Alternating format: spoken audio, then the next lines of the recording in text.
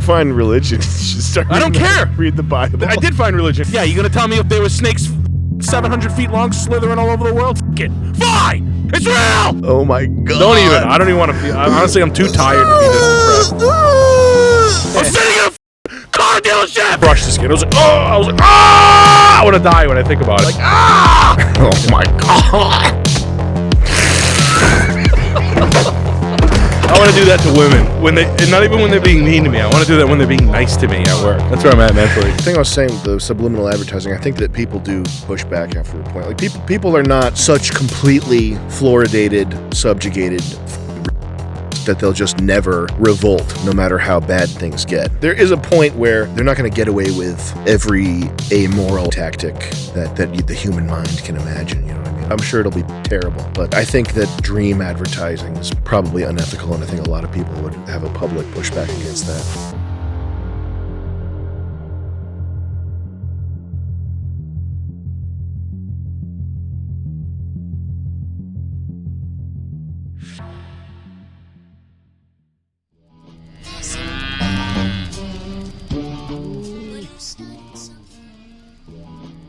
Gives a what you think? Oh, that guy.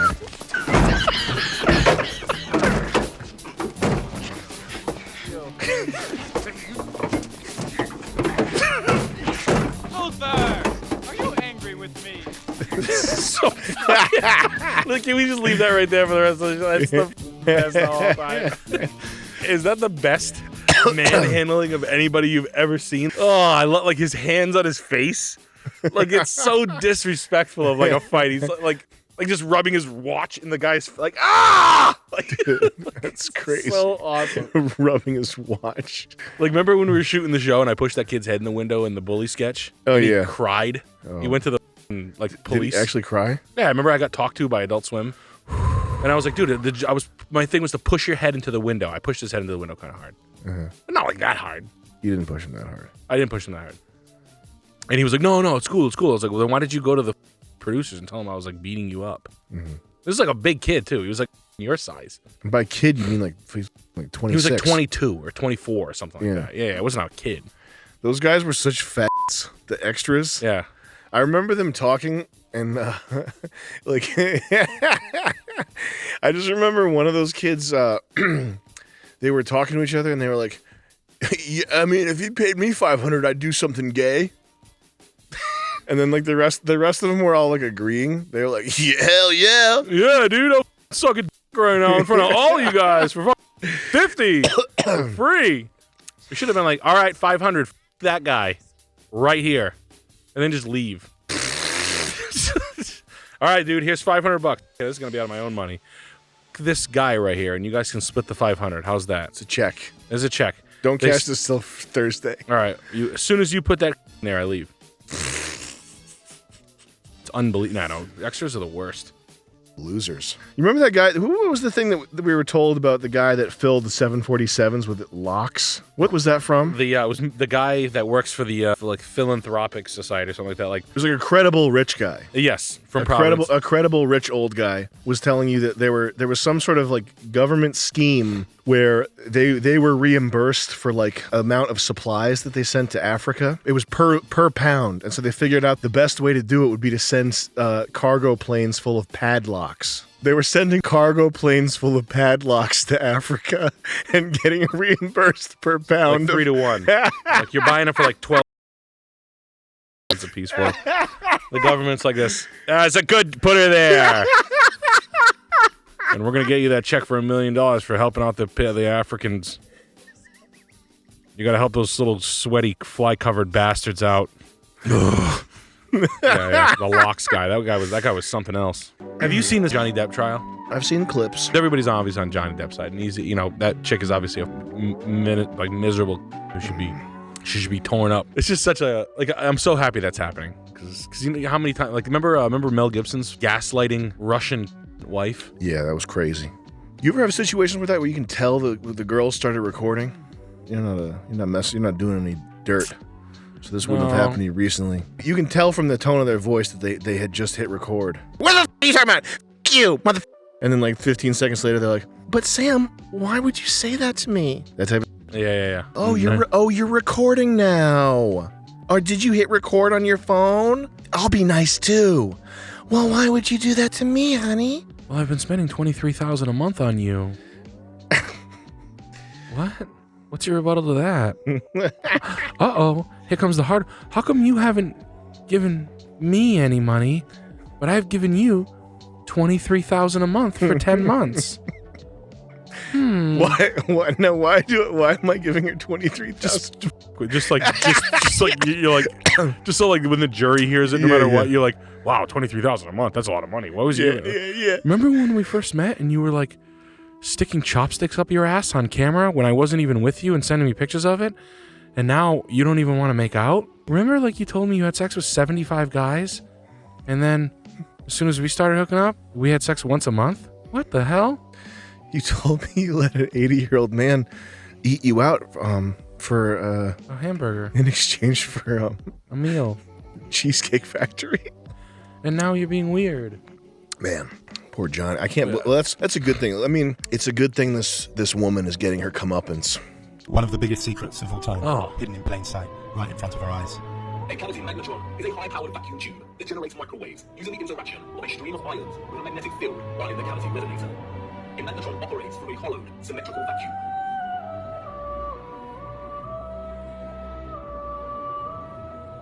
It emits powerful microwaves that can act as a source of free energy. If you break the symmetry or close the vacuum, it no longer functions. But can you see the resemblance? These structures were never intended to hold glass within them. The controllers added the stained glass to the wing's windows to shut off the magnetron's function. They closed out instruments of free energy. And they are everywhere. Man, I wish there was some like that. That'd be super interesting. Imagine if anything of the sort like that was real, like pyramids or like stones or Peruvian things like that. Oh yeah, this big snake right here. That's either a snake or a dinosaur. You know, like that. Like, I believe all that. Like agates are like organs and all kinds of weird like that. Like a marble is like guts. Like petrified meat is like marble. I don't know. I'll give it a half a second. I got time. I'm selling cars in a fucking car dealership. What the do I have to look forward to?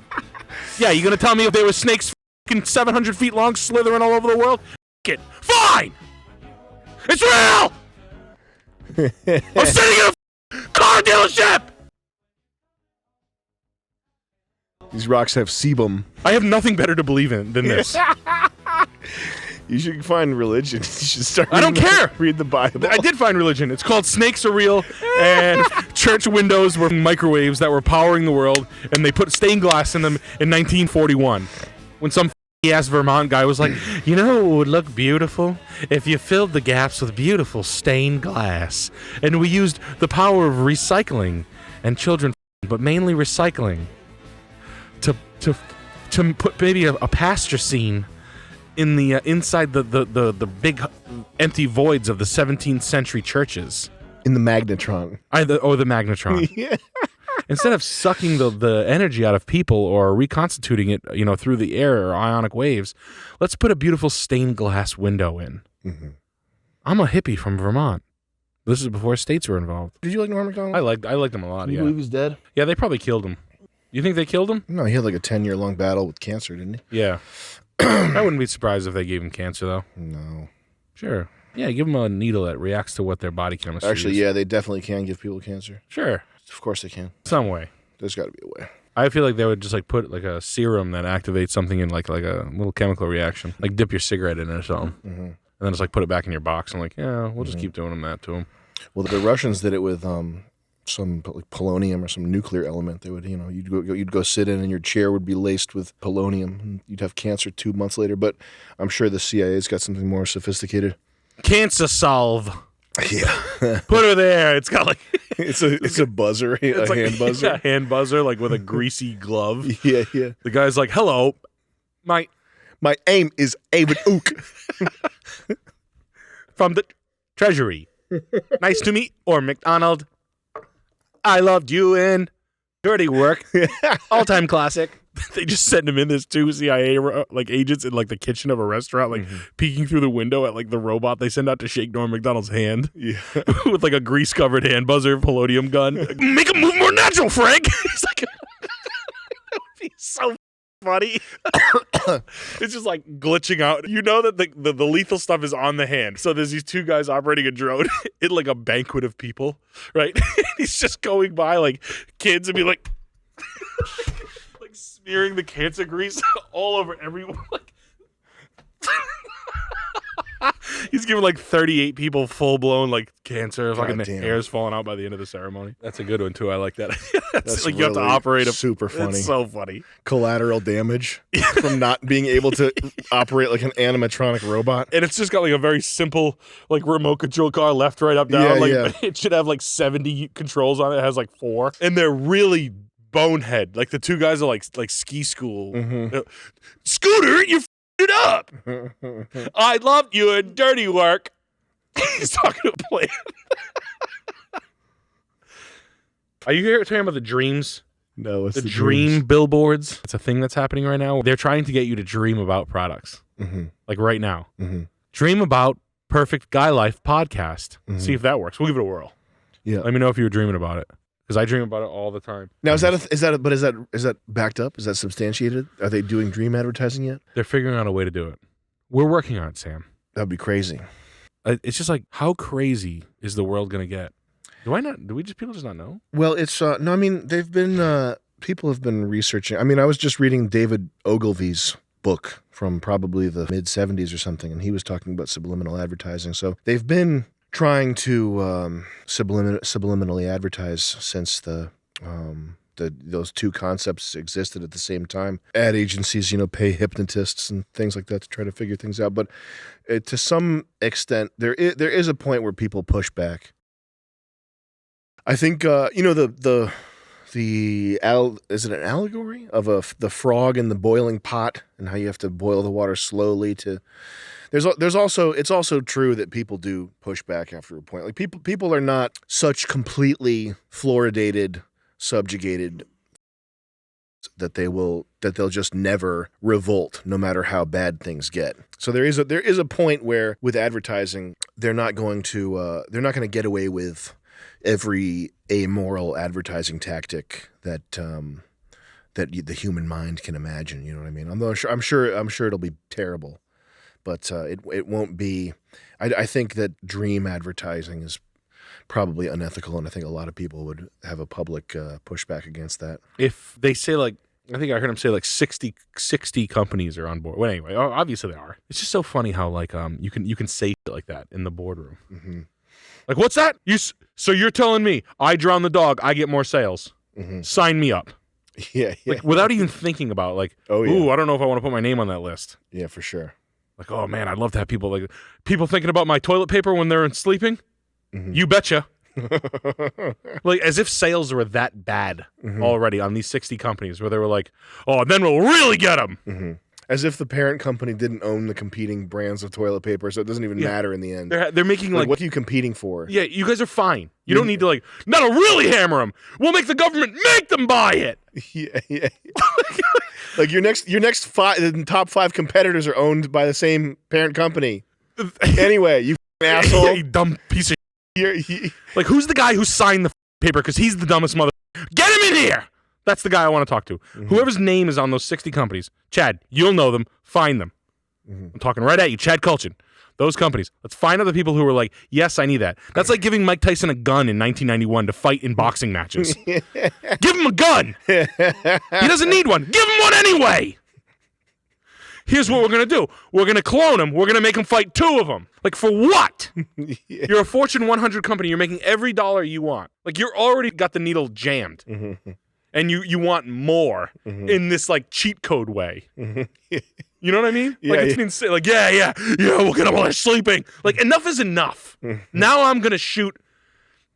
Now I'm going to say it. Ooting. Yeah. Udivs. Because where the headquarters are, they always put their offices headquarters.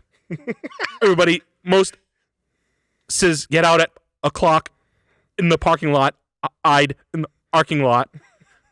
I'd in the woods of the parking lot. Shoot. Car. Exactly.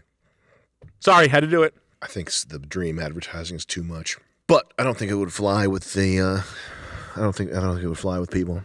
And I don't think I tend to between incompetence and guile always suspect the former. I know that there's CIA stuff, there's deep state stuff, there's Gate stuff, but in general, people tend to be more bumbling, self-serving, duplicitous, greedy versus scheming, mastermind, genius level evil. You know what I mean? Where does the shore of the I think the dream advertising is real. Mm-hmm. And I think that, like, if you were watching a sort of a conspiracy themed podcast, they'd be like, well, that's clear evidence right there. Dream advertising, the ad companies own everything and they are coming for your dreams. But it's really just greedy retardation. It's not an anecdote of a greedy retard. Yeah, and it's not something that whoever is interested in researching that, they like it's stupid, because who knows what kind of backlash or fallout could come from any type of like high profile, like people rejecting whatever it is that they're looking into. Who knows what kind of weird like tertiary effects would come about from having people dreaming about products, you know? It's like, it's so chaotic that it's I brought you my cat. Yeah, exactly. People showing up at the office with their cats. Yeah. And you can't explain why. Like, what? The Procter and Gamble. I drove here with my cat. Yeah. Just like people, and then you like look behind them and there's like 15 people with their cat. Yeah. And you're like, what's going on? Yeah, exactly. And you're like, did Greg go through with the dream thing? Mm-hmm. It's like, you remember the CIA dosing each other with LSD? I remember, was it like 6 guys in a room and they were losing their minds? It's when they were first trying to figure out what the effects of LSD are. And so some of the agents, they would like dose each other. And I think one guy, like for fun almost, like an office, kind of like an office prank type gag thing. Like they're figuring like, what is this stuff? Let's try it out. And so I think some guy jumped out of a window. I don't know if it was a CIA agent or some guy jumped out of a brothel window or something, but there's definitely some level of sort of mastermind type thinking that goes behind the mechanisms of like the New World Order or whatever. But there's also just way more idiocy. I know that there are people who think that everything is a controlled leak, right?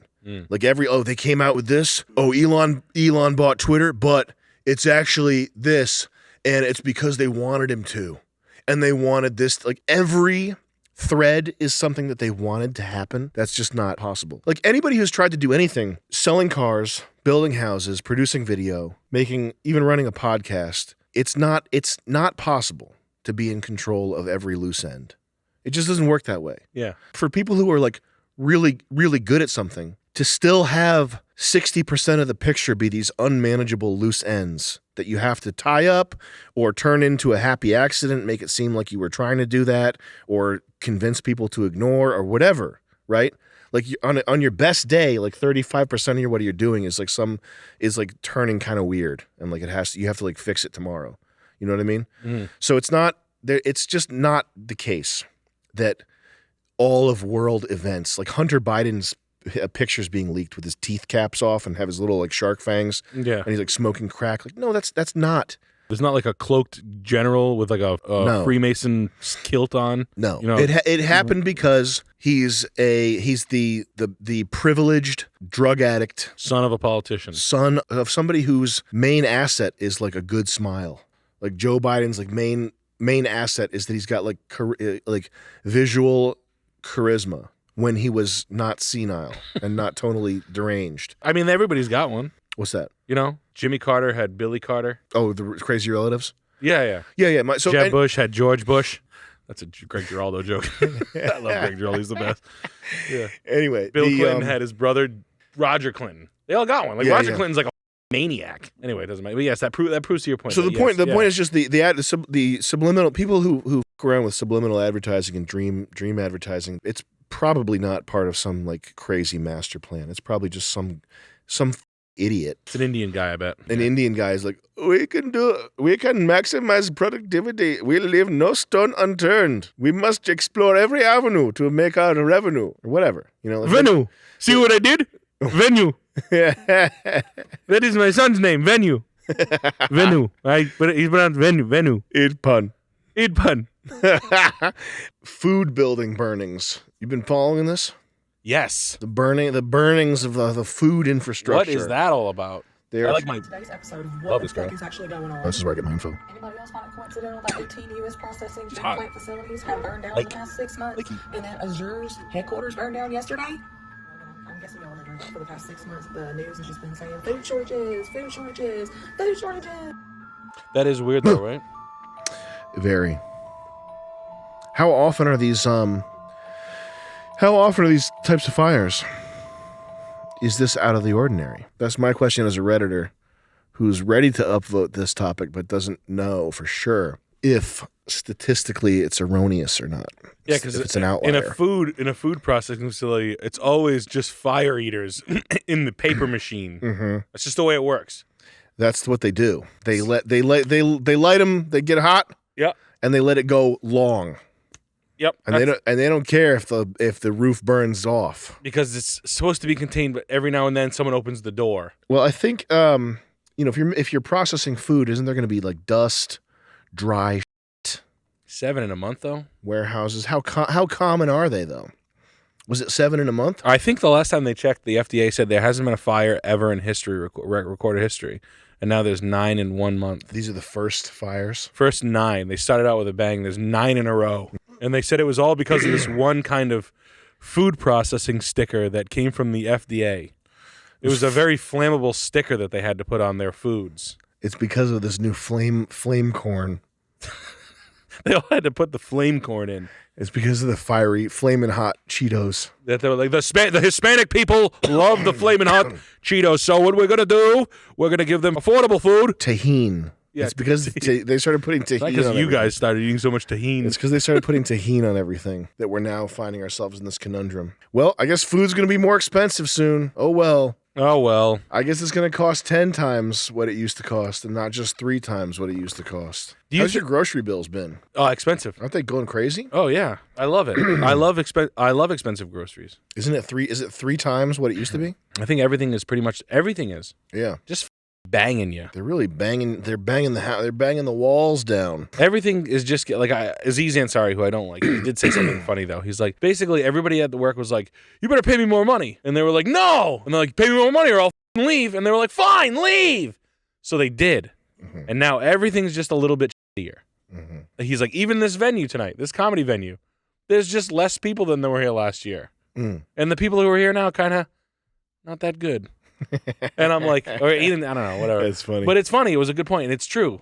Like everywhere you go, like airline, apparently taking a flight in this country right now is hell. Like everybody's just complaining nonstop about flight problems. I believe it. Flights suck. It's weird, huh? It is weird. It's weird how there's like certain things that you can't buy because they're just the demand outstrips production. It's kind of, I guess it's just that the typical price signals and like economic action is just distorted. But how can giving people a free $8,000 turn everybody into this freeloading dipshit deadbeat dad style personality? Like, I ain't gonna work anymore. I'm gonna make cutting boards. Yeah. Like, what? You got $8,000. You didn't get $90,000. Did you all invest in Filecoin at the right time? Like, did 3 million people take their $8,000 from like the COVID money and just drop it all on like Shiba Inu at the exact right time? Or they were buying like Tom Brady rookie cards before they like, or Pokemon Charizards? Like everybody bought the right like thing that went up 10x. Yeah. He's like, yo, dude, I just snagged a quick Porsche GT3 RS before price actually went crazy on him. And I was buying Phantom Coin for like 10 cents, and then it went to like $60. So, yeah, it went up 33,000%. But everybody I know that was on welfare at the welfare office with me at the unemployment line they did the same thing. The government sent out, they were like, this, pick up Pokemon Black Lotus cards, quick. Go look in your attic. You got one from your childhood, kid. When do you save it? 2022. You roll it in the beginning of 2022. Like, how did $8,000 turn everybody into quitting my job guy? It's pretty crazy. Like, I'm just not going to work. I think there's also just like an attitude. I think most people are totally penniless and broke and have nothing, but they're still quitting their jobs because they have like this. There's an attitude shift. Part of it's because the decline is getting more and more obvious. So it's like, why would I? Why would I? Why would I? When in 3 years there's going to be like sandbags in front of City Hall. You know, that's what not that people are that clued in to the demise, but there's like a subconscious kind of like undertone of that where it's like, you know, Hey, if the fire alarm's going off, why would I sit down and work? Yeah. There's bombs going off all over the world. I'm sitting here loading pallets at a Amazon factory. Like a jack. But yeah, it's nuts. It's all over the place. You can't buy a Mercedes. You can't buy a house. You can't buy anything anything cool that you want. It's not possible. You can't even buy a jet ski right now. Because there's 100 other people who seem to be rich who are buying it first. Meanwhile, you and your friends have nothing, and you have no reason to work. Because why would you? Because why would you? All my boys bought Bitcoin and Charizard cards at the same time and flipped. They all started a drop shipping business, and they basically are selling like $20,000 a month worth of Burt's Beeswax out of a garage in Singapore that they don't even own or never been to from their living room in Long Island.